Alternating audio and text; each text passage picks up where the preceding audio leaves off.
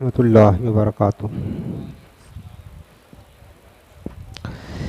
الحمد للہ رب العالمین، والصلاة والسلام علی اشرف الانبیاء والمرسلین وعلی آلہ الطیبین واصحابہ الطاہرین، اما بعد فاعوذ باللہ من الشیطان الرجیم، بسم اللہ الرحمن الرحیم۔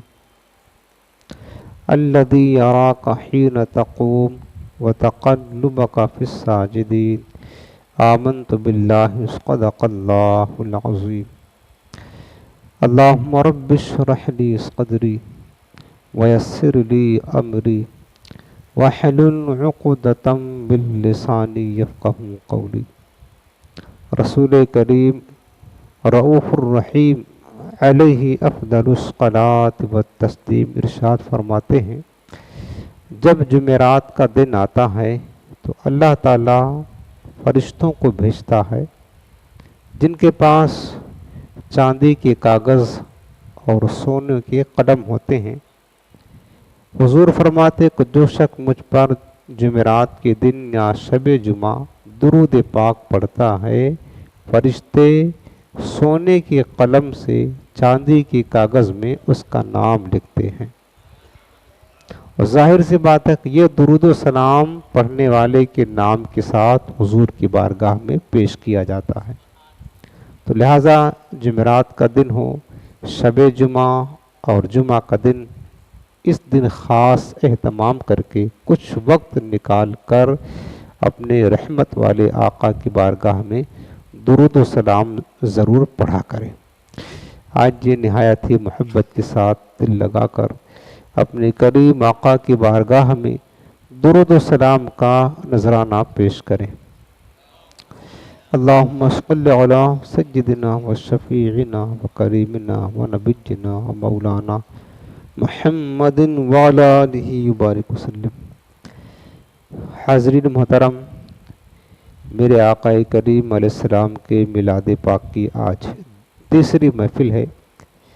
اللہ تعالیٰ کا بے پناہ شکر ہے کہ میرے کریم رب نے اپنے حبیب علیہ السلام کی ذکر خیر کی محفل میں ہم سبوں کو شرکت کرنے کی توفیق عطا فرمائی، اور اللہ سے ہم دعا کرتے ہیں کہ مولا ہمیں روزانہ پابندی وقت کے ساتھ باادب ہو کر محفل ذکر رسول میں شرکت فرمانے کی سعادت عطا فرمائے۔ کل میں نے عرض کیا تھا آپ کی بارگاہ میں کہ اللہ رب العالمین نے اپنے حبیب کریم کے نور کو حضرت آدم سے لے کر حضرت عبداللہ تک، اور امہات میں حضرت حوا سے لے کر کے حضرت آمنہ رضی اللہ تعالیٰ عنہ تک، جتنے بھی سرکار کے آبا و اجداد اور امہات گزرے ہیں، سب کے سب کون تھے؟ مومن تھے، موحد تھے، نیک لوگ تھے۔ ان میں سے کوئی بھی فاسق، فاجر، کافر، زانی، مشرک نہیں ہوا ہے۔ ہاں، ایک بات میں عرض کر دوں یہاں پر، میرے آقا علیہ السلام چونکہ حضرت سیدنا ابراہیم علیہ السلام کی اولاد سے ہیں، اور حضرت ابراہیم علیہ السلام نے خود خانہ کعبہ جب تعمیر فرما لی تھی، وہ جو مقام ابراہیم ہے جس پر حضرت ابراہیم کھڑے ہو کر کعبہ معظمہ کی تعمیر کیا کرتے تھے، کعبہ کی تعمیر کرنے کے بعد اسی مقام ابراہیم پر کھڑے ہو کر ایک پتھر تھا، اور آج بھی حضرت ابراہیم کے قدموں کے نشان اس پتھر پر بنے ہیں، اور کعبہ معظمہ کے قریب میں ہی وہ نصب کیا گیا ہے۔ تو اسی پتھر پر کھڑے ہو کر حضرت ابراہیم نے دعا کی تھی، ربنا وابعث فیہم رسولا منہم یتلو علیہم آیاتک۔ اے اللہ، تو اپنے حبیب علیہ السلام کو مبعوث فرما۔ حضور علیہ السلام کی بعثت کی دعا حضرت ابراہیم علیہ السلام نے اسی پتھر پر مانگی تھی۔ تو اور یہ بھی دعا کی تھی کہ مولا وہ تیرا آخری نبی جو تیرا محبوب ہوگا وہ میری نسل سے پیدا فرما دے، میری اولاد سے پیدا فرما دے۔ اللہ نے آپ کی دعا قبول فرمائی، میرے سرکار حضرت ابراہیم علیہ السلام کی اولاد سے تشریف لائے۔ حضرت ابراہیم علیہ السلام کے جو والد تھے نا، اصل ان کا نام تارخ تھا، تارخ، یہ حضرت ابراہیم علیہ السلام کے والد تھے۔ قرآن عظیم میں کئی جگہ پر یہ آیا ہے، اذ قال ابراہیم لابیہ آزر، جب ابراہیم علیہ السلام نے اپنے باپ آزر سے کہا۔ آزر جو تھا نا، مفسرین نے لکھا ہے کہ در حقیقت آزر حضرت ابراہیم علیہ السلام کا چچا تھا، باپ نہیں تھا، چچا تھا۔ عربی زبان چونکہ بڑی وسیع زبان ہے، وہاں پر لفظ اب کا استعمال کیا گیا ہے۔ تو دیکھیں لفظ اب عام ہے، اب کے معنی باپ بھی ہوتا ہے، اب کے معنی چچا بھی کہتے ہیں، اور اب جو ہے نا بڑے ابو وغیرہ ہوتے ہیں، ان کو بھی اب عربی زبان میں کہہ دیا جاتا ہے۔ لیکن والد جو ہوتا ہے نا وہ خاص ہوتا ہے، جس سے پیدا ہوتا ہے بچہ، جو اصل باپ ہوتا ہے وہی والد کہا جاتا ہے۔ اور اب کا اطلاق جو ہوتا ہے نا زبان عربی میں، وہ کئی طرح کے لوگوں پر ہوتا ہے۔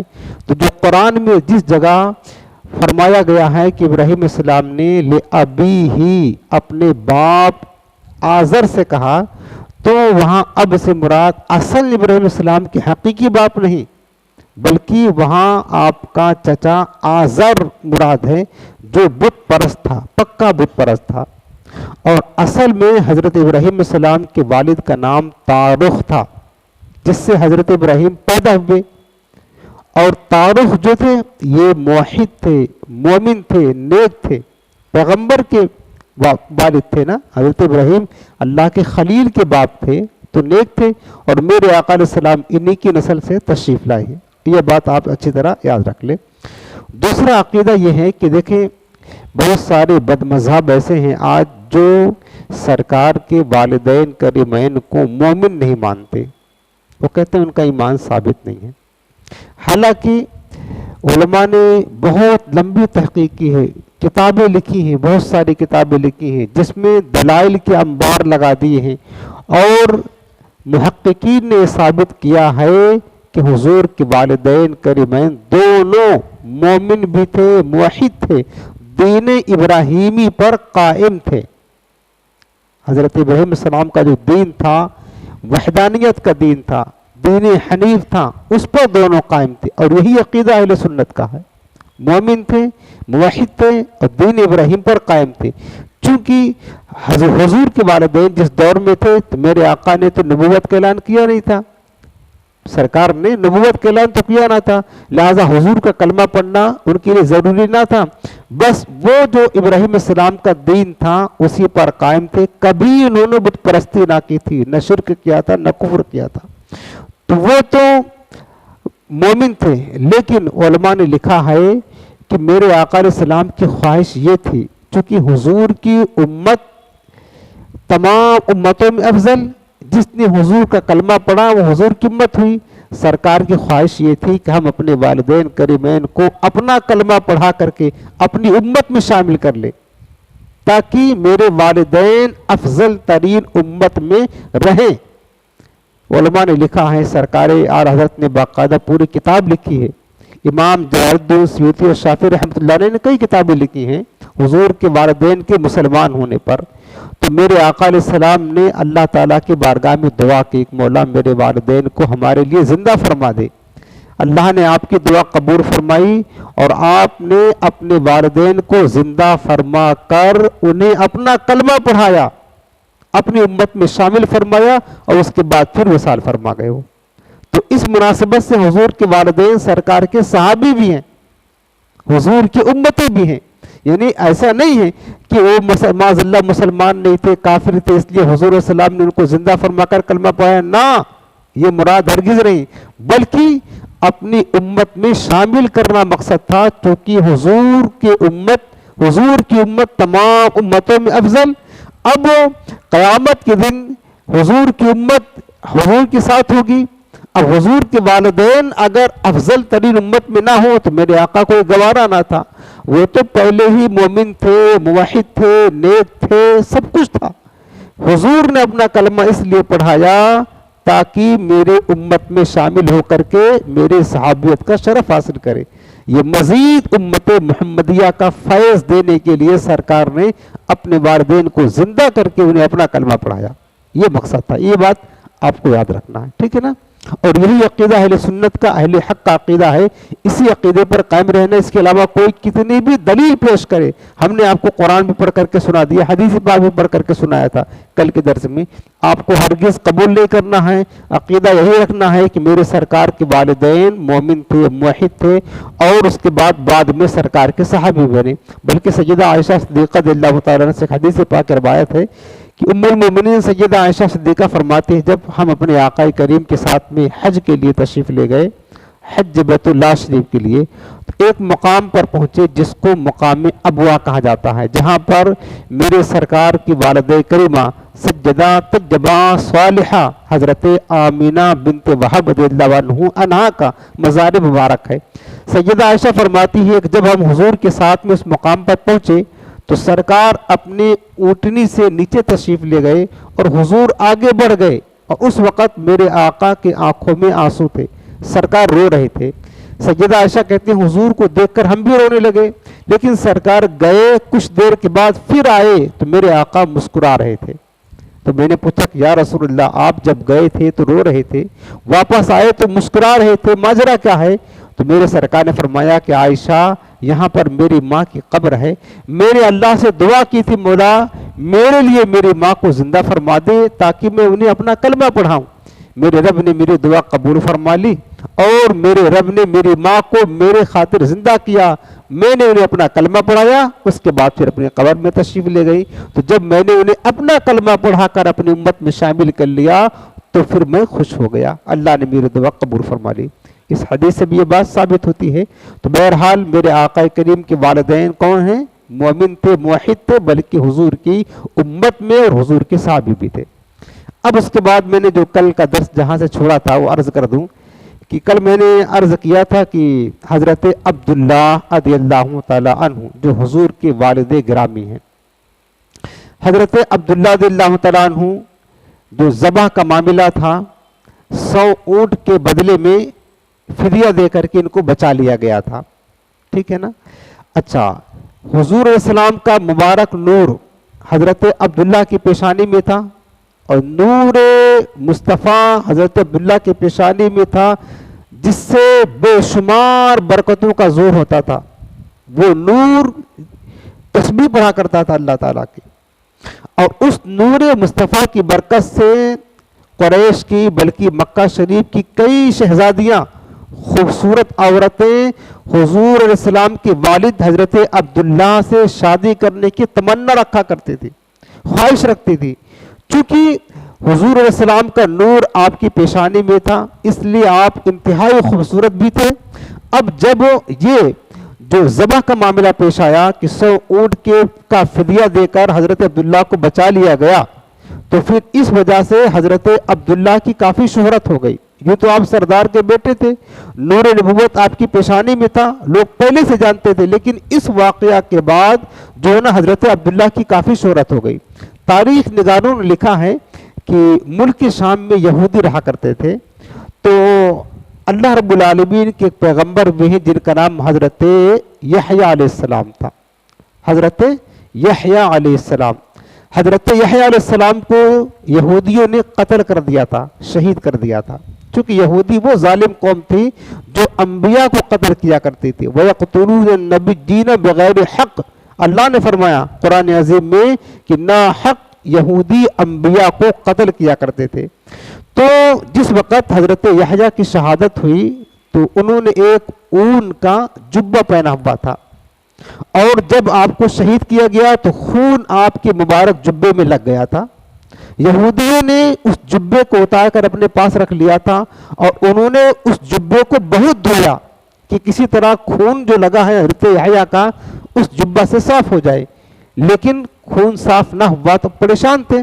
پھر انہوں نے اپنی پرانی کتابوں میں پڑھا کہ ماجرا کیا ہے، تو انہوں نے یہ پایا کہ یہ جبہ میں جو خون لگا ہے یہ تمہارے دھونے سے پاک نہ ہوگا، بلکہ یہ اس وقت خون صاف ہوگا جبکہ نبی آخر الزمان کے والد پیدا ہوں گے اور اس دنیا میں تشریف لائیں گے جن کا نام عبداللہ ہوگا، جب وہ پیدا ہوں گے تو خود بخود قطرہ قطرہ بن کر کے یہ خون جبہ سے جدا ہو جائے گا اور تمہارا جبہ صاف ہو جائے گا۔ یہ نشانی تھی حضور کے والد یعنی آخری نبی کے والد کی پیدائش پر ہی وہ خون جبہ سے صاف ہوتا۔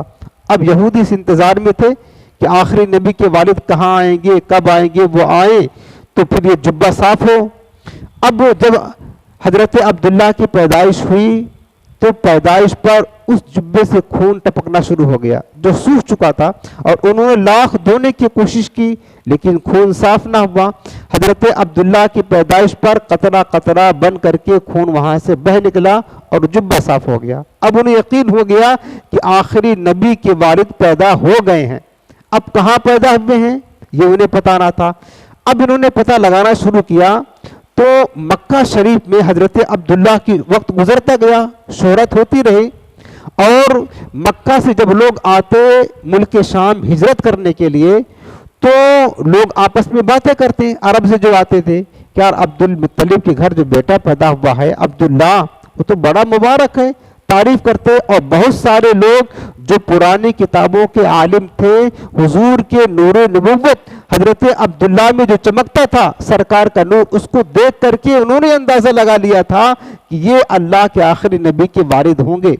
تو دھیرے دھیرے اس طرح یہ ملک شام کے یہودی یہ معلومات کرتے رہے، عرب سے قافلے آتے تو یہ معلومات کرتے رہتے کہ کون ہے اور کس کی شہرت ہو رہی ہے۔ اس طرح دھیرے دھیرے انہوں نے معلوم کر لیا تھا کہ عبد المطلب کے گھر جو بیٹا پیدا ہوا ہے اور جس کو 100 اونٹوں کا فدیہ دے کر کے بچا لیا گیا تھا، جن کا نام عبداللہ ہے، وہی آخری نبی کے والد بنیں گے۔ یہودیوں کو یہ معلوم ہو گیا۔ ابھی تک وہ انتظار میں تھے کہ آخری نبی آئیں گے تو ہم ان پر ایمان لائیں گے، لیکن جب انہیں یہ پتا چلا کہ آخری نبی کا ظہور تو عرب میں ہونے والا ہے، ہمارے یہاں بنی اسرائیل میں یا یہودی قوم میں آخری نبی نہ آئیں گے، تو ان بدبختوں کو حسد پیدا ہو گیا، حسد دشمنی ان کے دل میں پیدا ہو گئی۔ اب انہوں نے ارادہ کیا کہ کسی طرح حضرت عبداللہ کو قتل کر دیں تاکہ آخری نبی ہماری قوم میں پیدا ہو، آخری نبی ہماری قوم میں پیدا ہو۔ اب انہوں نے پلان بنایا اور یہ پلان انہوں نے طے کیا کہ 70 یہودی یہاں سے جائیں اور مکہ کے ارد گرد وہاں پر پہاڑیوں میں گھاٹیوں میں چھپ کر بیٹھ جائیں اور موقع کی تلاش کرتے رہیں۔ جیسے ہی کبھی حضرت عبداللہ باہر نکلے ایک بارگی ان پر ٹوٹ پڑے اور ان پر حملہ کر دے۔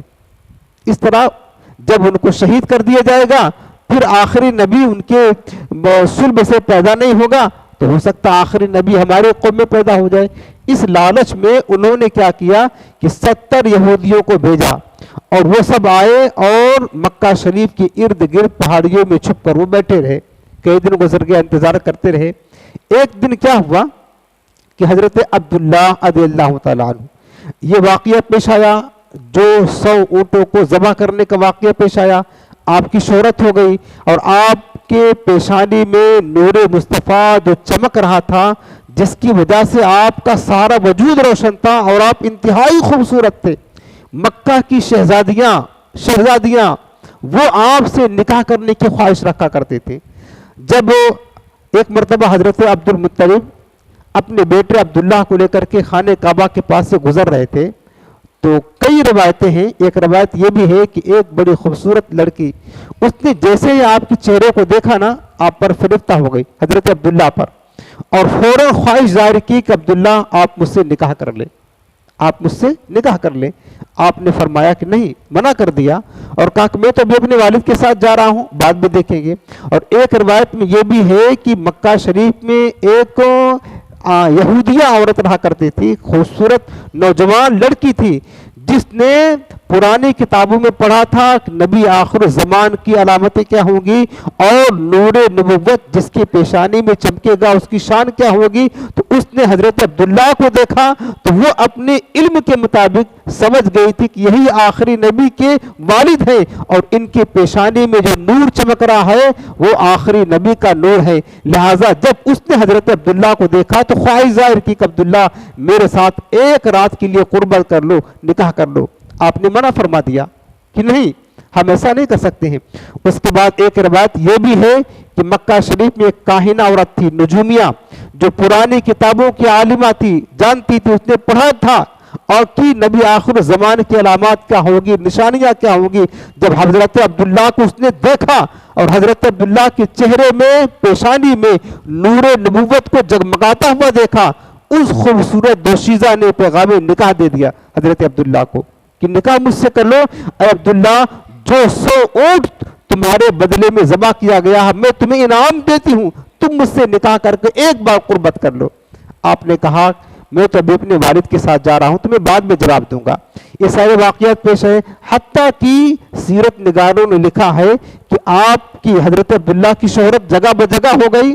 ملک شام میں آپ کی شہرت تھی تو ملک شام کے بادشاہ کی بیٹی جو بڑی حسین دوشیزہ تھی، بڑی خوبصورت تھی، اس کو پتا چلا کہ مکہ شریف میں آخری نبی کے ظہور کا وقت ہو چکا ہے اور آخری نبی کے والد کے پیشانی میں آخری نبی کی نورانیت جلوگر ہے۔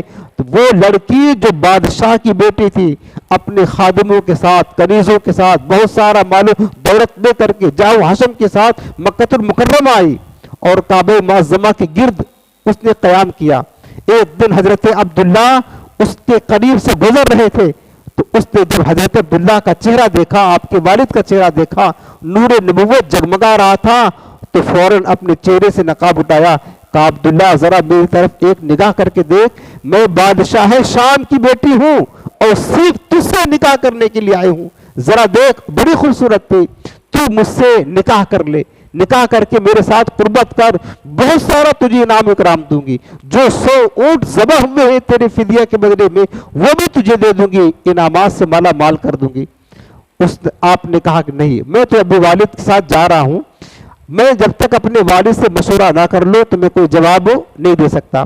کئی روایتوں میں مختلف عورتوں نے آپ کو حضرت عبداللہ کو پیغام نکاح دیا، کیسے نہ دیتے، خوبصورت تو تھے ہی اور پھر پیشانی میں جو نور نبوت جگمگا رہا تھا۔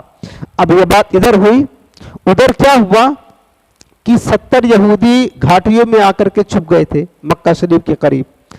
ایک دن حضرت عبداللہ نے ارادہ کیا کہ شکار کرنے کے لیے جائیں، دستور تھا عرب کا، لوگ جاتے تھے شکار کرنے کے لیے، اور ان عورتوں نے جو نکاح کا پیغام دیا تھا جس سے ان کے دل پر ایک بوجھ تھا، سوچا کہ تھوڑا باہر سیر کر کے شکار کر کے اپنے دل کا بوجھ بھی ہلکا کر لے۔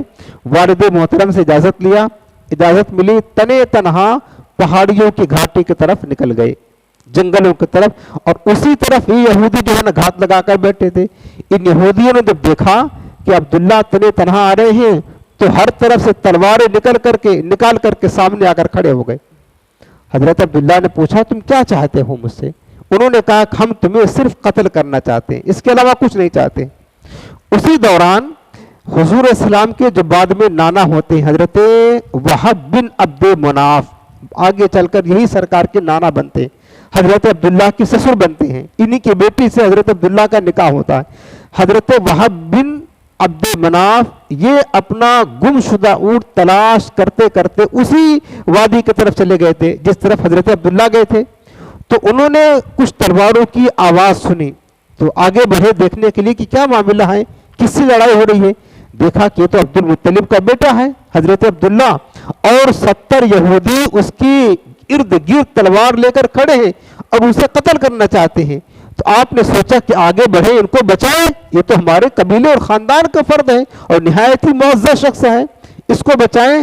اتنے میں کیا دیکھا، حضرت وہب بن عبد مناف بیان کرتے ہیں ابھی ہم آگے بڑھے ہی تھے، حضرت عبداللہ کی حفاظت کرے، آسمان سے فرشتوں کی ایک جماعت آئی جن کے ہاتھوں میں تلواریں تھی اور ایک بارگی آسمان سے زمین پر نازل ہوئے، سارے یہودیوں کو موت کی گھاٹ اتار دیا، سارے یہودی مر گئے۔ فانوس بن کے جس کی حفاظت ہوا کرے وہ شمع کیا بجھے جسے روشن خدا کرے۔ لوگ تو بہت چاہتے تھے، یریدون ان یطفئوا نور اللہ بافواہہم واللہ یتم نورہ ولو کرہ الکافرون۔ اللہ فرماتا ہے کہ میرے محبوب کا نور لوگ بجھانا چاہتے ہیں، اپنے منہ سے پھونک مار دے میرے حبیب کا نور بجھ جائے، لیکن اللہ چاہتا اپنے محبوب کے نور کو روشن فرمائے، کون بجھا سکتا ہے؟ بہرحال یہودی تو سب مر گئے۔ حضرت وہب بن عبد مناف جو جب یہ منظر دیکھا، غیبی مدد حضرت عبداللہ کے لیے، تو آپ کا دل ان کی طرف آ گیا، اچانک دل میں ایک بہت محبت پیدا ہو گئی۔ پھر اس کے بعد ان کا ہاتھ پکڑ کر کے لے آئے آپ کے دادا کے پاس. پھر حضرت وہب انہوں نے اپنی بیوی سے کہا, مشورہ کیا کہ ایسا کرتے ہیں کہ ہمارے پاس ایک بیٹی ہے, بڑی خوبصورت بیٹی ہے, بڑے نیک ہے, پارسا ہے, اور حضرت وہب بن عبد مناف خود قریش کے سرداروں میں سے تھے, بڑی عزت تھی, مقام تھا, اشراف کا گھرانہ تھا, معزز ترین لوگ تھے. اور آپ کے گھر میں جو بیٹی تھی جن کا نام سیدہ آمنہ خاتون تھا, آمنہ رضی اللہ تعالیٰ عنہ, یہ بڑی طیبہ, طاہرہ, پاکیزہ بہت ہی خوبصورت شہزادی تھی, سردار کی بیٹی تھی, بڑی خوبصورت تھی, اور کیا کہتے ہیں کہ بڑی عفت مآب اور بہت زیادہ پردہ دار, بہت خوبصورت تھی, حیا کے شرم و حیا کا پیکر, بہت عالی نسب بھی اور عالی حسب بھی, سب کچھ بلند تھا ان کا. تو حضرت وہب بن عبد مناف نے سوچا کہ میری بیٹی اچھی ہے, لہٰذا میں چاہتا ہوں کہ عبداللہ کے ساتھ اپنی بیٹی کا رشتہ کر دوں. اپنے دوستوں سے مشورہ کیا, اپنی بیوی حضرت برہ سے مشورہ کیا, تو سبوں نے بہت اچھا قبول کیا اس کو. پھر حضرت عبد المطلب کے پاس آئے, ان سے بھی اپنا ارادہ ظاہر کیا. تو حضرت عبد المطلب بھی جانتے تھے کہ وہب بن عبد مناف یہ سرداروں میں سے ہے اور پاکیزہ لوگ ہیں, ان کی بیٹی یہ بھی بڑی پاکیزہ ہیں, طیبہ طاہرہ ہے, اور ان کو ایسا رشتہ چاہیے تھا, اسی رشتے کی تلاش میں تھے. پھر حضرت عبداللہ نے اپنے والد سے بتا دیا تھا کہ جن جن عورتوں نے آپ کو نکاح کا پیغام دیا تھا ان کے بارے میں ذکر بھی کر دیا تھا. تو بعض اوقات حضرت عبد المطلب نے ہاں بھی کر لیا تھا کہ ٹھیک ہے کر دیں گے نکاح, لیکن جب یہ رشتہ آیا حضرت آمنہ کا حضرت وہب بن عبد مناف کے گھر کا رشتہ آیا, تو حضرت عبداللہ نے فوراً قبول فرما لیا. اس کے بعد حضرت عبد المطلب اپنے بیٹے کا ہاتھ پکڑ کر کے لے کر کے گئے کہاں, حضرت وہب بن عبد مناف کے پاس. اور پھر سجدہ طیبہ طاہرہ میرے آقا کی پیاری امی جان حضرت آمنہ بنت وہب بن عبد مناف کے ساتھ حضرت عبد المطلب نے اپنے بیٹے حضرت عبداللہ کا نکاح فرما دیا. سبحان اللہ, نکاح فرما دیا. اور اس کے بعد میں جن عورتوں نے اس نکاح سے پہلے, جو کاہنہ عورت تھی, ایک نجومی عورت تھی, یا جو یہودی عورت تھی, یا جو بادشاہ روم کی بیٹی تھی, جن عورتوں نے نکاح کا پیغام دیا تھا, خاص کر ذکر آیا کوئی یہودی عورت تھی جو پرانے کتابوں کی ماہر تھی, جاننے والی تھی, وہ صرف اس لالچ میں کہ آخری نبی کا نور ان کی پیشانی میں ہے, ہم ان سے نکاح کر لیں گے تو وہ نور ہماری بطن میں آ جائے گا اور ہم آخری نبی کی ماں بننے کا شرف حاصل کریں گے. اس مناسبت سے تو ان کو آپ نے وعدہ کیا تھا کہ ہم تمہیں بعد میں بتائیں گے, والد سے مشورہ کر کے. اب حضرت آمنہ کے ساتھ جب حضرت عبداللہ کا نکاح ہو گیا, اس کے بعد ان کے ساتھ جب قربت ہوئی, علماء نے لکھا ہے رجب کا مہینہ تھا, رجب شریف کا مہینہ, اور جمعہ کی رات تھی, شب جمعہ جو آج کی رات ہے, شب جمعہ جب حضرت عبداللہ اور حضرت آمنہ کی ملاقات ہوتی ہے شب جمعہ, تو اسی رات وہ نور نبوت مصطفیٰ جو حضرت عبداللہ کی پیشانی میں جگمگا رہا تھا, منتقل ہو کر حضرت سیدہ آمنہ کے بطن اقدس میں قرار پا گیا. اسی رات قرار پا گیا, اسی رات قرار پا گیا. علماء نے لکھا ہے جس رات اللہ کے محبوب کا نور حضرت عبداللہ کی پیشانی سے منتقل ہو کر سجدہ طیبہ طاہرہ آمنہ رضی اللہ عنہا کے بطن اقدس میں جلوہ گر ہوا, قرار پایا, اللہ رب العالمین نے مالک جنت کو ندا دی, اے مالک جنت آج جنت کے دروازے کھول دو, جنت کے دروازے اس رات کھول دو اور پوری کائنات کو خوشبوؤں سے معطر کر دو, اور پوری کائنات میں ندا کرا دو آج اللہ وہ سر مخزون, وہ سر مکنون, وہ اللہ کا محبوب چھپا ہوا خزانہ جس کے خاطر کائنات بنی ہے, آج اپنے والد کے پیشانی سے منتقل ہو کر کے اپنی ماں کے رحم میں قرار پا چکا ہے.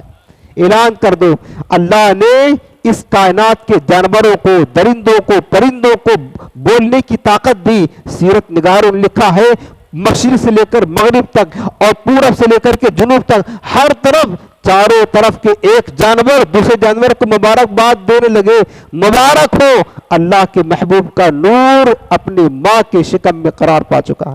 خوشی کا سامان تھا, فضائیں معطر ہو گئی، ہریالی آ گئی، شادابیاں بھی آ گئی. ابھی حضور پیدا نہیں بھی ہے، ابھی صرف سرکار کا نور منتقل ہونے والا ہے. اللہ کا یہ محبوب جو اللہ کا راز ہے، راز، اب وہیں پر یہ نور جو ہے نا ایک جسمانی صورت اختیار کرے گا. اس کے بعد دنیا میں اس کا ظہور ہوگا. پھر کائنات عالم میں ایک بہار آئے گی، ایسی عظیم بہار. جنت کے دروازے کھول دیے گئے، ماحول کو جو ہے نا خوشبو سے معطر کر دیا گیا. سمندر کے جان مچھلیوں نے ایک دوسرے کو مبارکباد دینا شروع کر دیا، اور جنگل کے درندوں نے ایک دوسرے کو مبارکباد دینا شروع کر دیا. پرندوں نے مبارکباد دی. ہر طرف فضائیں روشن ہو گئی، کائنات میں ایک روشنی بکھر گئی. جس دن سرکار کا نور آمنہ طیبہ طاہرہ کی بطن اقدس میں جلوہ گر ہوا. حضرت امام احمد بن حنبل فرماتے ہیں، سنو، جس رات اللہ کے محبوب کا نور آپ کی امی جان کے مبارک شکم میں جلوہ گر ہوا وہ شب جمعہ تھی. تو لہذا شب جمعہ اس کی وجہ سے ساری سعادتیں برکتیں ہیں. حضرت امام احمد بن حنبل فرماتے ہیں کہ شب جمعہ وہ رات ہے جس رات حضور کا نور مبارک حضرت آمنہ کی شکم میں جلوہ گر ہوا تھا. شب جمعہ تھا، اور اس رات اتنی سعادتیں، اتنی برکتیں، اتنی رحمتیں نازل ہوئی ہے کہ قیامت تک ایسی کوئی رات نہیں آئے گی جس رات اتنی سعادت ملے گی. جو سعادت والی رات نور مصطفیٰ کی انتقال کی رات تھی، علماء نے لکھا ہے کہ وہ رات شب قدر سے افضل تھی. شب قدر سے افضل تھی. کون سی رات؟ جس رات سرکار کا نور منتقل ہو کر کے سیدہ آمنہ کے شکم اقدس میں قرار پایا. کہ جو برکتیں اس رات ملی ہے کائنات کو، قیامت تک ایسی برکتیں اس رات، ایسی رات جیسی برکتیں اب کبھی نہیں ملیں گی. اور ماں نے یہاں تک لکھا. اس کے بعد پھر کیا ہوا؟ حضرت عبداللہ کا نور تو منتقل ہو گیا. چونکہ آپ نے ان عورتوں سے وعدہ کیا تھا ہم آپ کو والد سے پوچھ کر کے بتائیں گے، تو اس یہودیہ عورت کے پاس واپس گئے پلٹ کر، جو خود خوبصورت تھی، حسن و جمال والی تھی، علم والی تھی، ماہر تھی، اور جس نے آپ سے نکاح کی پیشکش بھی کی تھی، 100 اونٹ دینے کا وعدہ بھی کیا تھا، بہت سارے نام و اکرام. اس عورت کے پاس پلٹ کر کے گئے. اس نے آپ کو دیکھا تک نہیں، اور آپ کہنے لگے کہ تو ہی تو ہے نا، تو نے پہلے کہا تھا کہ میں نکاح کرنا چاہتی ہوں، عبداللہ مجھ سے نکاح کرو، قربت کرو. میں نے اپنے والد سے پوچھ لیا ہے، اب میں تم سے نکاح کرنا چاہتا ہوں، نکاح کرو. اس عورت نے کہا عبداللہ میں تجھ سے نکاح صرف اس لیے کرنا چاہتی تھی کہ میں نے کتابوں میں پڑھا تھا تیرے پیشانی میں نور احمدی کو ہم نے دیکھا تھا. میں چاہتی تھی تو مجھ سے نکاح کرے تاکہ وہ نور میرے اندر منتقل ہو جائے اور مجھے نبی آخر زمان کی ماں بننے کا شرف مل جائے. لیکن وہ کسی اور کے حصے میں تھا. اب وہ نور تیری پیشانی سے جدا ہو کر کہیں اور قرار پا گیا ہے. اب مجھے تیرے اندر کوئی دلچسپی نہیں ہے اور نہ میں تجھ سے کوئی نکاح کرنا چاہتی. عورت نے منع کر دیا. تو اصل بات تو ساری جلوہ گری کس کی تھی؟ نور مصطفیٰ کی تھی. اس کے بعد حضرت عبداللہ رضی اللہ تعالیٰ عنہ کا نکاح بھی ہوا، قربت ہوئی. جب سیدہ آمنہ کا مبارک حمل 2 مہینے کا ہوا، یعنی سرکار اپنی ماں کے پیٹ میں 2 مہینے رہے نا، تو حضرت عبداللہ کا انتقال ہو گیا. حضرت عبداللہ تجارت کرنے کے لیے تقریباً 25-26 برس کی عمر تھی، عین جوانی کے وقت میں تجارت کرنے کے لیے ملک شام گئے ہوئے تھے. وہاں گئے تو بیمار ہو گئے، واپسی ہونے لگی. چونکہ ملک شام جانے کا راستہ مدینہ طیبہ سے ہو کر کے جاتا تھا، اور مدینہ طیبہ وہ جگہ ہے جہاں پر آپ کے والد کا ننیال تھا. مدینہ منورہ قبیلے بنو نجار ایک قبیلہ تھا، اسی میں حضرت عبداللہ کے والد کا ننیال تھا. آپ نے کیا کیا؟ واپسی میں ملک شام سے جب واپس ہوئے یاد کر کے تو زیادہ بیمار ہو گئے، تو وہیں پر رک گئے. قافلے والے تو واپس مکہ شریف آ گئے، لیکن آپ سوچے کچھ اچھے ہو جائیں گے تو پھر چلیں گے. کئی دن حتیٰ کہ 1 مہینہ گزر گیا، لیکن علالت بڑھتی گئی، بیماری بڑھتی گئی، اور آپ مدینہ منورہ ہی میں انتقال کر گئے، اور مدینہ ہی میں آپ کی مبارک قبر بنتی ہے. ادھر حضرت عبدالمطلب نے دیکھا کہ قافلے تو آ گئے شام سے تجارت کر کے، لیکن میرا بیٹا نہ آیا. تو آپ نے اپنے دوسرے بیٹے حارث کو بھیجا جا کر خبر کریں. لوگوں نے بتایا کہ ہم نے عبداللہ کو ننیحال میں چھوڑ دیا ہے، آپ کے ننیحال میں وہ بیمار تھے، ہم نے سوچا کچھ دن یہاں آرام کر لے، اس کے بعد پھر لے آئیں گے. تو اب کیا ہوا کہ حضرت عبدالمطلب نے اپنے بڑے بیٹے حارث کو بھیجا کہ جا کر کے خیر معلوم کرے، اور طبیعت اچھی ہو تو ان کو لے کر کے آئے. تو حضرت عبدالمطلب نے حارث کو بھیجا. حارث آئے، مدینہ طیبہ میں دیکھا کہ حضرت عبداللہ کا انتقال ہو گیا ہے۔ جس دن حضرت عبداللہ کا انتقال ہوا، میرے سرکار اپنی ماں کے پیٹ میں صرف 2 مہینے کے تھے، 2 مہینے کے تھے۔ فرشتوں نے کہا مولا تیرا محبوب، تیرا نبی تو دنیا میں آنے سے پہلے ہی یتیم ہو گیا، اب اس کی پرورش کون کرے گا، اس کی کفالت کون کرے گا؟ رب کریم نے فرمایا کہ میرے فرشتوں، میں اپنے محبوب سے محبت کرتا ہوں، اس کا خالق بھی میں ہوں، اس کا رازق بھی میں ہوں، اس کا کفیل بھی میں ہوں، اس کا حامی و ناصر میں ہوں، میں اس کی پرورش کروں گا، وہ میرے ذمہ کرم پر ہے۔ بس تمہارا کام یہ ہے کہ تم میرے محبوب پر درود پاک پڑھتے رہا کرو اور ان کے فیض سے، ان کے وسیلے سے برکت کی دعا کیا کرو، باقی میرے محبوب کی پرورش میرے ذمہ کرم پر ہے۔ حضرت عبداللہ کا انتقال ہو گیا، اس کے بعد وقت گزرتا گیا، حضرت آمینہ کے بطن سے 9 مہینے تک میرے آقا علیہ السلام تشریف فرما رہے اپنی ماں کے پیٹ میں۔